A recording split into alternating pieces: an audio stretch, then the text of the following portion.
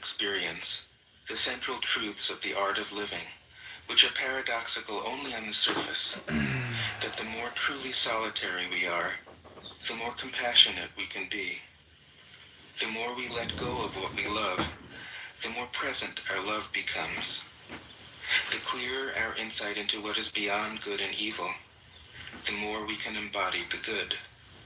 Until finally she is able to say, in all humility, I am the Tao, the truth, the life.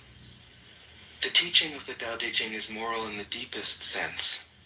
Unencumbered by any concept of sin, the master doesn't see evil as a force to resist, but simply as an opaqueness, a state of self-absorption which is in disharmony with the universal process, so that, as with a dirty window, the light can't shine through.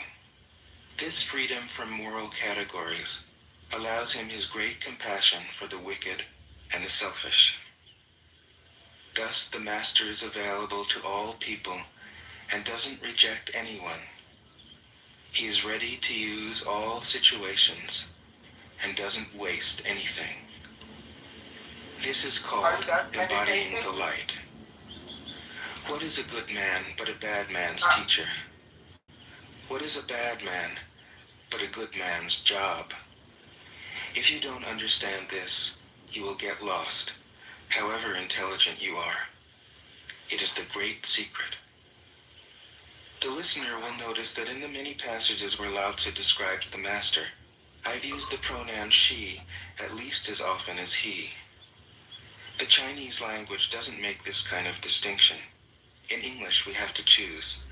But since we are all potentially the master, since the master is, essentially, us, I felt it would be untrue to present a male archetype, as other versions have, ironically, done. Ironically, because of all the great world religions, the teaching of Lao Tzu is by far the most female. Of course, you should feel free throughout the recording to substitute he for she, or vice versa. As to method, I worked from Paul Carus's literal version, which provides English equivalents, often very quaint ones, alongside each of the Chinese ideograms. I also consulted dozens of translations into English, German, and French. But the most essential preparation for my work was a 14 years long course of Zen training, which brought me face to face with Lao Tzu and his true disciples and heirs, the early Chinese Zen masters. With great poetry, the freest translation is sometimes the most faithful. We must try its effect as an English poem, Dr. Johnson said. That is the way to judge of the merit of a translation. I have often been fairly literal, or as literal as one can be with such a subtle, kaleidoscopic book as the Tao Te Ching. But I have also paraphrased, expanded, contracted, interpreted, worked with the text, played with it, until it became embodied in a language that felt genuine to me. If I haven't always translated Lao Tzu's words, my intention has always been to translate his mind. Describing the indescribable, teaching the unteachable, pointing the way to the way. What does Lao Tzu think he is doing here? It can't be done. No way. Hence, Po Chu-yi, poet and stand-up comedian, wrote, "He who talks doesn't know, he who knows doesn't talk." That is what Lao Tzu told us in a book of 5,000 words. If he was the one who knew, how could he have been such a blabbermouth? That's the problem with spiritual teachers. They have to be blabbermouths. But their words are, in the traditional Buddhist metaphor, fingers pointing at the moon. If you watch the finger, you can't see the moon. How meticulous the great masters had to be. A monk asked Matsu, "Why do you teach mind is Buddha?" Matsu said, "To stop a baby from crying." The monk said, "When the crying has stopped, what then?" Matsu said, "Then I teach, not mind, not Buddha." The monk said, "How about someone who isn't attached to either?" Matsu said, I would tell him, not beings. The monk said, and what if you met a man unattached to all things? What would you tell him? Matsu said, I would just let him experience the great Tao. In fact, the truth is right before our eyes, right under our noses. So simple that every child understands it. And yet, as Bankei said, the farther you enter into it, the deeper it is. Where is the way to the way? What a question. Still, for complicated minds, drastic measures are needed. Lao Tzu's book was written as a response, out of grandmotherly kindness. According to the oldest biography, Lao Tzu lived for a long time in the country of Chu, but seeing its decline, he departed. When he reached the frontier, the guard said, since you were going away, sir, could you write a book to teach me the art of living? Thereupon, Lao Tzu wrote his book about the Tao and departed. This is legend, but it is an accurate description of the way in which true teaching happens. He who knows doesn't talk, but words are no hindrance for him. He uses them as he would use gardening tools. When someone asks, he answers.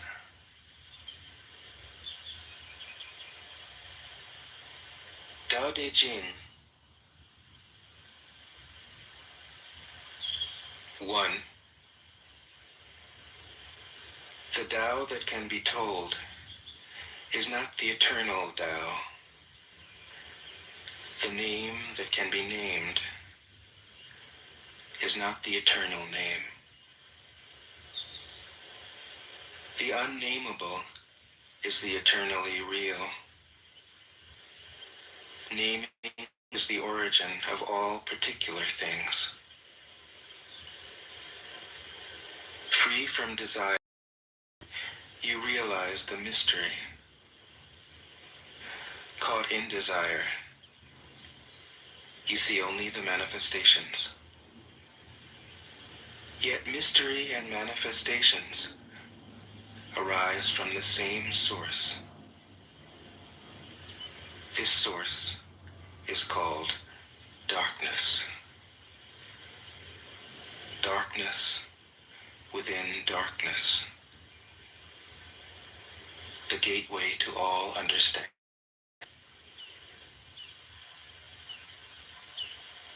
2.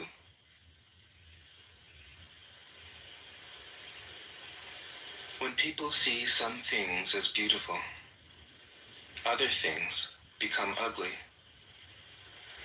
When people see some things as good, other things become bad. Being and non-being create each other. Difficult and easy support each other. Long and short define each other. High and low depend on each other. Before and after follow each other. Therefore the master acts without doing anything and teaches without saying anything. Things arise and she lets them come. Things disappear and she lets them go. She has but doesn't possess, acts but doesn't expect.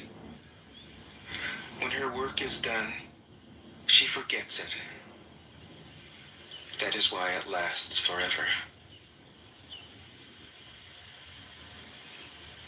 3. If you overesteem great men, people become powerless. If you overvalue possessions, people begin to steal. The master leads by emptying people's minds and filling their core, by weakening their ambition and toughening their resolve. He helps people lose everything they know, everything they desire, and creates confusion in those who think that they know. Practice not doing, and everything will fall into place. 4.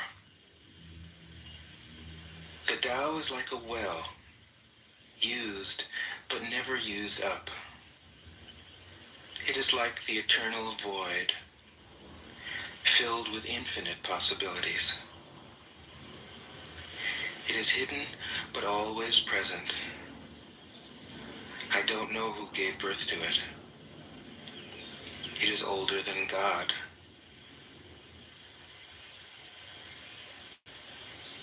5.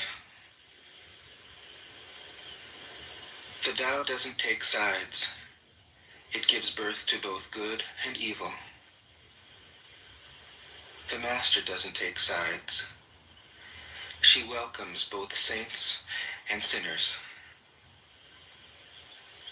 The Tao is like a bellows. It is empty, yet infinitely capable. The more you use it, the more it produces. The more you talk of it, the less you understand. Hold on to the center. 6. The Tao is called the Great Mother. Empty, yet inexhaustible, it gives birth to infinite worlds. It is always present within you. You can use it any way you want. 7. The Tao is infinite, eternal. Why is it eternal? It was never born, thus it can never die. Why is it infinite? It has no desires for itself. Thus, it is present for all beings. The Master stays behind. That is why she is ahead. She is detached from all things. That is why she is one with them. Because she has let go of herself, she is perfectly fulfilled. 8. The Supreme Good is like water, which nourishes all things without trying to. It is content with the low places that people disdain. Thus, it is like the Tao. In dwelling, live close to the ground. In thinking, keep to the simple. In conflict, be fair and generous. In governing, don't try to control. In work, do what you enjoy. In family life, be completely present. When you are content to be simply yourself and don't compare or compete, everybody will respect you.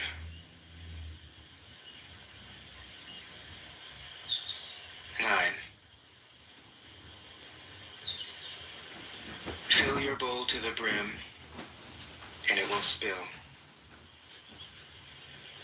Keep sharpening your knife, and it will blunt. Chase after money and security, and your heart will never unclench. Care about people's approval, and you will be their prisoner. Do your work, then step back. The only path to serenity.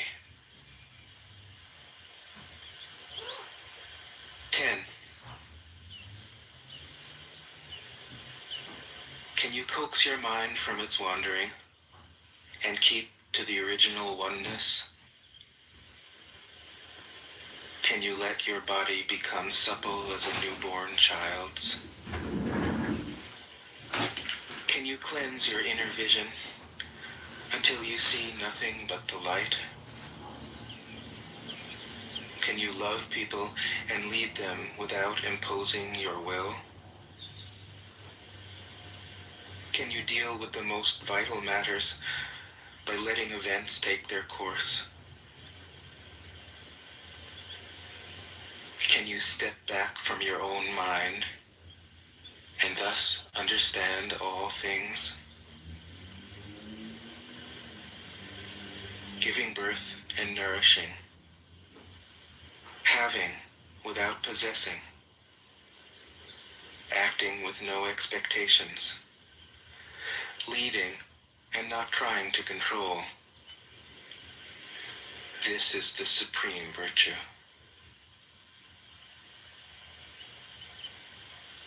(11) We join spokes together in a wheel, but it is the center hole that makes the wagon move. We shape clay into a pot, but it is the emptiness inside that holds whatever we want. We hammer wood for a house, but it is the inner space that makes it livable. We work with being, but non-being is what we use. 12. Colors blind the eye. Sounds deafen the ear. Flavors numb the taste. Thoughts weaken the mind. Desires wither the heart. The master observes the world, but trusts his inner vision. He allows things to come and go.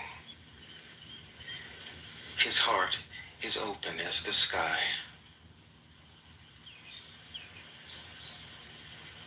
13. Success is as dangerous as failure. Hope is as hollow as fear. What does it mean that success is as dangerous as failure? Whether you go up the ladder or down it, your position is shaky. When you stand with your 2 feet on the ground, you will always keep your balance. What does it mean that hope is as hollow as fear? Hope and fear are both phantoms that arise from thinking of the self. When we don't see the self as self, what do we have to fear? See the world as yourself.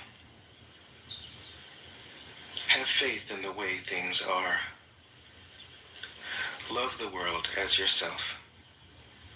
Then you can care for all things. 14. Look, and it can't be seen. Listen, and it can't be heard. Reach, and it can't be grasped.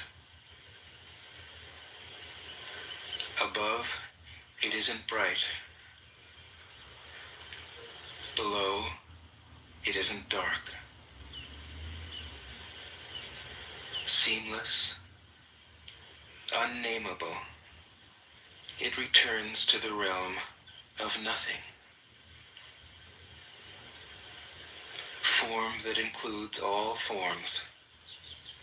Image without an image. Subtle, beyond all conception. Approach it, and there is no beginning. Follow it, and there is no end. You can't know it, but you can be it, at ease in your own life.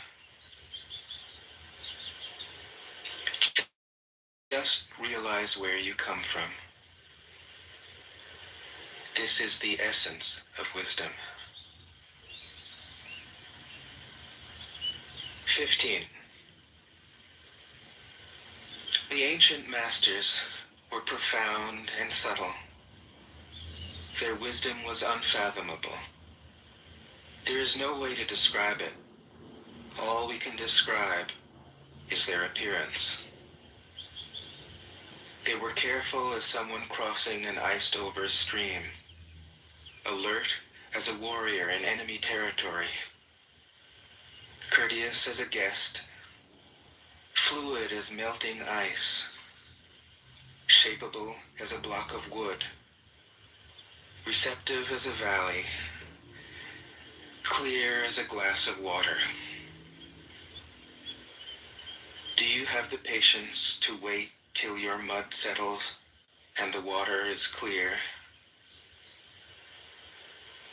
Can you remain unmoving till the right action arises by itself?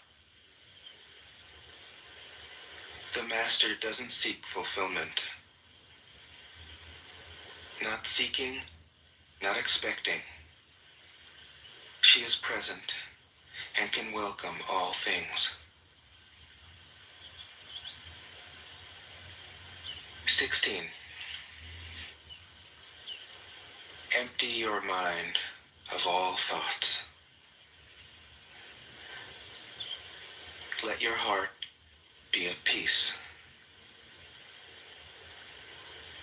Watch the turmoil of beings, but contemplate their return. Each separate being in the universe returns to the common source. Returning to the source is serenity. If you don't realize the source, you stumble in confusion and sorrow. When you realize where you come from, you naturally become tolerant, disinterested, amused, kind-hearted as a grandmother, dignified as a king. Immersed in the wonder of the Tao, you can deal with whatever life brings you. And when death comes, you are ready. 17. When the master governs, the people are hardly aware that he exists. Next best is a leader who is loved. Next, one who is feared. The worst is one who is despised. If you don't trust the people, you make them untrustworthy. The master doesn't talk, he acts. When his work is done, the people say, "Amazing, we did it, all by ourselves." 18. When the great Tao is forgotten, goodness and piety appear. When the body's intelligence declines, cleverness and knowledge step forth. When there is no peace in the family, filial piety begins. When the country falls into chaos, patriotism is born. 19. Throw away holiness and wisdom. and people will be 100 times happier. Throw away morality and justice, and people will do the right thing. Throw away industry and profit, and there won't be any thieves. If these three aren't enough, just stay at the center of the circle and let all things take their course. 20. Stop thinking and end your problems. What difference between yes and no? What difference between success and failure? Must you value what others value? Avoid what others avoid?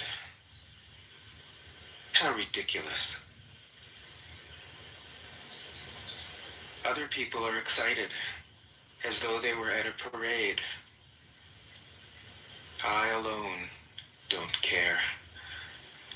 I alone am expressionless, like an infant before it can smile. Other people have what they need. I alone possess nothing.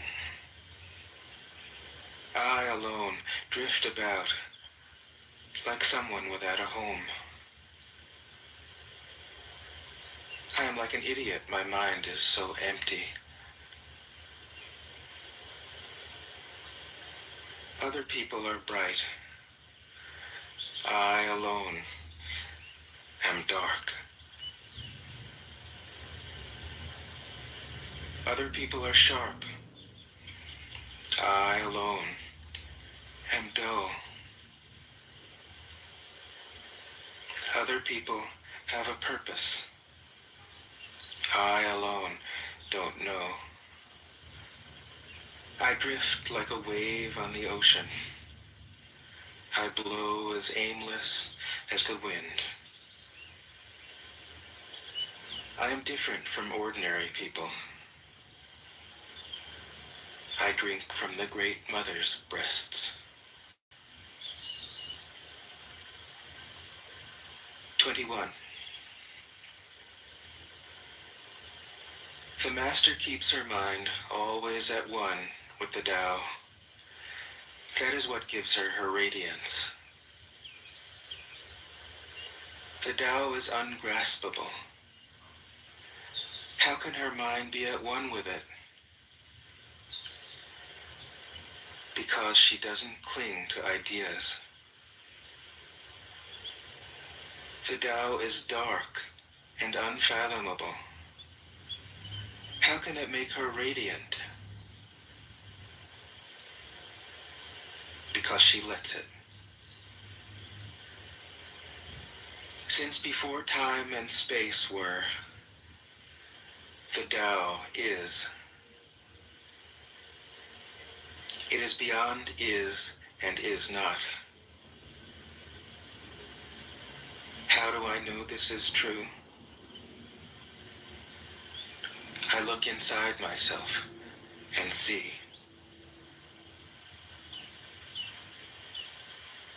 "22.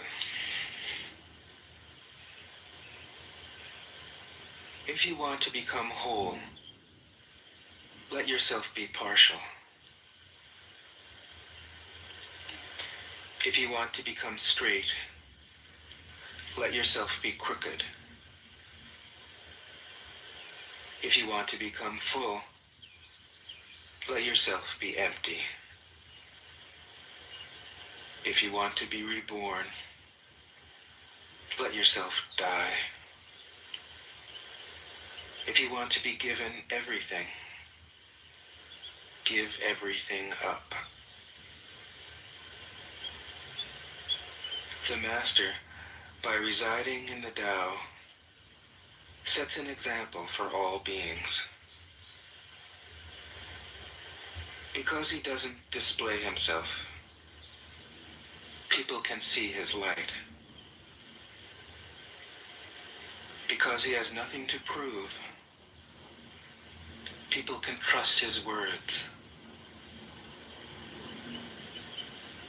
Because he doesn't know who he is, people recognize themselves in him. Because he has no goal in mind, everything he does succeeds. When the ancient masters said, "If you want to be given everything, give everything up," they weren't using empty phrases. Only in being lived by the Tao can you be truly yourself.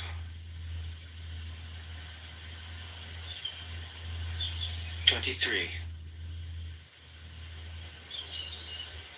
Express yourself completely, then keep quiet. Be like the forces of nature. When it blows, there is only wind. When it rains, there is only rain. When the clouds pass,